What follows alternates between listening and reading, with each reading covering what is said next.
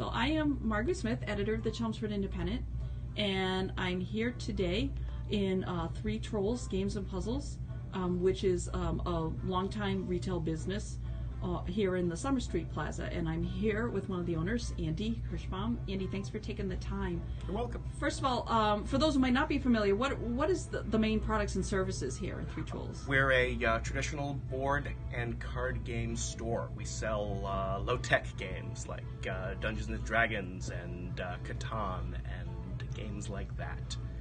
Now, of course, we've been talking about some of the challenges facing certainly independently owned businesses and retail businesses particularly. What are the challenges and maybe the opportunities that you see nowadays? Well, the challenges, as always lately, are online competition. The prices that the internet offers are out of the question of anything we could ever compete with.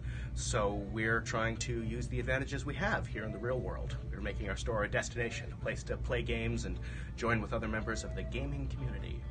Now, being in the independently owned business community for as long as you have, and I know it's a family-owned business, started with your father and mother, any thoughts that you would share for someone who was thinking about opening their own kind of retail business, whatever it might be? Be prepared to give it your life. It takes all your time, all your energy, all your resources. It can become a way of life. Or it can become a nice sideline hobby if you don't retire from your paying job.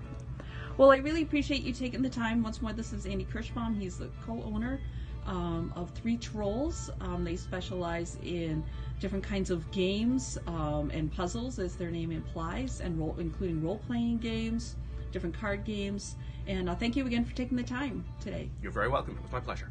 What came out of when you got a group of business owners and other stakeholders in town together to share ideas? What kind of ideas came out of that could help local business? Came out of it was to get tourist buses to park on the Kais Road lot, and they get 1 million tourists a year at the North Bridge, and if we only get 20% of them in Concord Center, they come here, they don't take up parking spaces, the bus parks there, and the average person spends $35 a day $35 when they come to a spot. That's what the tourist bus people tell us. So if we get a couple 100,000 people stopping here, they're going to spend $35 a piece. That's a lot of money.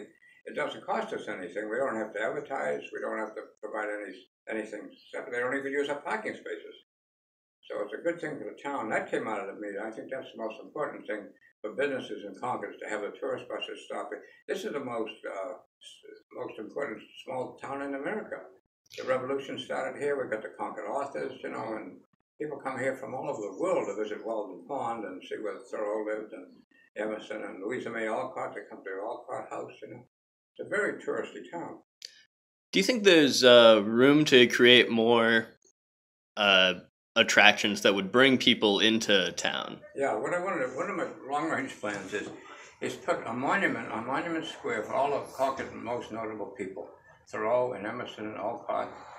And Daniel Chester French, who did the Minuteman and the Lincoln Memorial in Washington, D.C., he lives here in Concord. Ephraim Wales Bull, who developed the Concord grape, he should be there. And also Sarah Ripley, who nobody knows about. She tutored Harvard students when she was alive. She worked with Thoreau in botany. And a professor at Harvard College, so she could fulfill any professorship at the college at that time. And women weren't educated in those days. She should be up there. And then we said Squaw Sachem, and Simon Willard, and who was the other guy? There was three people involved when they bought the town from the Indians. The Squaw Sachem, her father was Sachem, and he died, and she took over. I believe that's what, I could be wrong about that. But anyway, with Squaw Sachem, she should be on there, along with the other two people. Because when people come to town, they want to see these notables here. You go to Europe and you see Beethoven and all these people, big figures of them. You go to North Bridge and see a Minuteman, but that's the only thing we have in town. We need Monument Square. We need at least 8, 9 monuments on there. People come here to see these people, and we're treating them, not having something for them. So I think that'd be an easy sell. It's just a matter of doing it. We're getting a committee together, Concord Monument Square Committee, and then have a committee for each person, like a committee for Thoreau and Emerson, to decide what they should look like and have it approved by the selectmen or something to do it formally.